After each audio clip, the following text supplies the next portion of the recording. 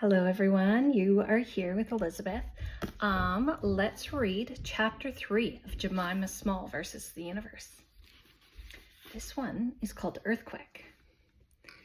Mickey was sitting on the wall by the gates as my bus pulled into the school car park. His black hair was flopping into his eyes, even though he'd said he'd had it cut, and his hoodie was poking out from underneath his blazer. I raised my hand to wave at him, but as I stepped off the bus, someone shouted, "Oi, don't cause an earthquake!" The sun was in my eyes, so I couldn't see his face, but I recognized the voice, Dylan Taylor. He was in a different year 8 form, and I didn't have any lessons with him, but anytime he spotted me around school, he usually shouted something. Jasper stopped walking and looked back at me. Most of the time, my brother is extremely annoying, but sometimes he checks I'm okay, and that's when it's hard not to cry. I didn't care about Dylan and his limited understanding of plate tectonics, but everyone nearby stopped and stared, which made it feel like there was an earthquake happening inside my heart, and no one could feel it apart from me, and maybe my left ventricle. "Hey," Miki said, scraping his fringe to one side. "Ignore him, that boy's an idiot." "Yeah, I know," I said, drawing in a deep breath to make sure no tears came out. "No one causes a seismic wave just by getting off a bus." Miki smiled and we joined the crowd heading towards the hall for assembly. Mr. Nelson, our form tutor, welcomed us back, handed out our new timetables, and reminded us to stand in a perfectly straight line. He didn't make us stand in alphabetical order like some teachers, so I walked quickly to the front so I could get a seat at the end of a row. I hated sitting in the middle because they hook the chairs together so my legs squish over the sides and the metal digs in. "Mrs. Savage's eyes are shooting death rays already," Miki whispered as we walked in the hall. Immediately, her eyes fixed on Miki. She must have really good hearing, like a moth. They can hear the highest frequency of sound. Hearing like that helps you evade predators. It's the kind of hearing that would be really useful at my school. "Good morning," Mrs. Savage said when everyone had settled down. "I hope you're all looking forward to another exciting year at Clifton Academy." She welcomed the New Year Sevens, then reminded us of the school motto, like any of us could forget. It was on the wall of every classroom and even in the toilets, like she still expected us to aspire to achieve on the loo. "Now," she continued, "I have some very exciting news. Who has heard of the television program Brainiacs?" My ears pricked up. I'd been watching Brainiacs ever since I was little. It was on every Boxing Day. I always knew loads of the answers, which majorly annoyed Jasper. A sea of hands went up, but not mine. It was my favorite show, but when you've got arms the size of mine, you don't put them up in assembly. "For those of you who haven't," Mrs. Savage said, "it's a competitive quiz show where the brightest young minds in Britain battle against each other to win the coveted Brainiacs trophy and £5,000 for your school." A ripple of excitement traveled around the hall. Mr. Nelson smiled and raised his eyebrows at me. He was probably thinking of all the history books he could buy with £5,000. "Isn't that the show you like?" Miki whispered, and I nodded. Mrs. Savage waved at the IT person and a clip from last year's Brainiac started playing on the screen. The presenter, Dexter Riley, was asking a boy called William to multiply the atomic numbers of gold and zinc. 2,370, I called out, then clapped my hand over my mouth. The people in front of me turned round and Miki snorted. I felt completely stupid, even though my answer was correct. The clip finished with a girl called Tika holding the trophy in the air. She held the record for the highest score in Brainiac's history. Mrs. Savage put her hand up for everyone to be quiet.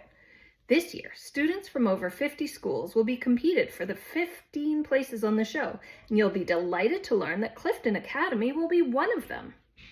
Mrs. Savage clapped, and the whole room joined in. I felt butterflies in my stomach. Or more accurately, the neurons along my brain-gut axis went berserk. I had the chance to be on Brainiacs? Isn't that exciting? For once, I agreed with Mrs. Savage. "The competition is open to people aged 10 to 13, so lower school, that means you. The qualifying test will be held right here on Thursday lunchtime next week. You don't have to enter, of course, but I'd like to see lots of our bright sparks trying their luck." She signaled to the IT person again, and the Brainiacs website appeared on the screen. "If you would like to put yourself forward, your parents must download the consent form from the website here and email it to the office. I am certain Clifton Academy will make for some tough competition." Everyone clapped again, and Mrs. Savage did a fist pump. Teachers should not be allowed to do that. Miki tugged the sleeve of my blazer and whispered, "Oh my, you hadn't..." Oh my, Jemima, you can so get on Brainiacs. Tiny pulses of energy fired through my brain. Could I really get on Brainiacs? I looked across at the rows and rows of people sitting in the hall. I wondered if any of them liked Brainiacs as much as I did. Just then, someone behind me poked my shoulder and pointed at Jasper sitting a few rows back. He mouthed, "Brainiacs!" then gave me a thumbs up. Jasper thought I could do it? I turned back round and my heart suddenly felt kind of warm. I'd been shouting Brainiac's answers at the TV every Boxing Day for as long as I could remember. It was practically part of our Christmas tradition, like soggy sprouts and Nana's gingerbread angels and Jasper showing off nonstop. I could barely breathe, I felt so excited. I looked down our row again, then accidentally locked eyes with Lottie Freeman. She was one of the bright sparks that Mrs. Savage had been talking about. Lottie definitely has a brain, but unfortunately she seems to be missing another vital organ. She smirked at me, then filled her cheeks up with air. It was her way of calling me fat without getting into trouble.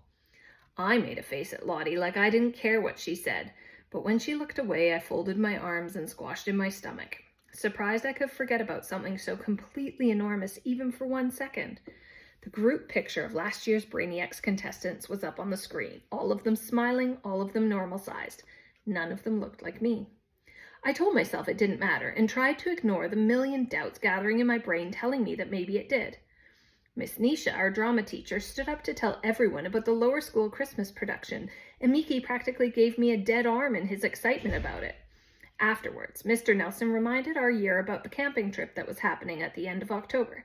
He told us about it before we broke up for the summer, and now the screen projected a picture of 5 people almost capsizing on a raft. "Your outdoor adventure begins," it said underneath. I tried not to groan out loud. "We'll be camping overnight," Mr. Nelson told us, "and you'll be taking part in lots of activities like archery, orienteering, raft building, nature walks, and you'll even get to forage in the forest for food. Please tell your parents that the equipment list is now up on the website." I blew out a long sigh. I couldn't think of anything worse than staying somewhere that considered a raft an acceptable form of transport. But Dad had already paid the deposit, so unless an asteroid hit planet Earth, wiping out the entire west coast of England, my dad's exact words, I was going. And unfortunately, that wasn't likely for at least another 117 years. My dad thinks camping is character building, but Jasper went on the same trip 2 years ago, and he was just as annoying when he got back, possibly even more so. After assembly, Lottie came up behind me on the way to science. "You thinking of taking the Brainiacs test, Jemima? Because no one wants to see your gut on TV." Miki told her to get lost. I told Miki that I didn't care what Lottie Freeman said, and that no one would be able to see my gastrointestinal system on TV unless they put the camera down my esophagus. But Miki knew what she said hurt. Best friends have this weird sort of power. They can see what's happening inside your heart, like an electrocardiogram. The rest of the way up the stairs, I was conscious of every milligram of my body. I only got a few second glances in the corridor, like maybe some people had forgotten what I looked like, or wanted to see if I was any bigger. But then I walked into the science lab, and nothing, not even an electrocardiogram best friend, could save me. That's the end of chapter 3.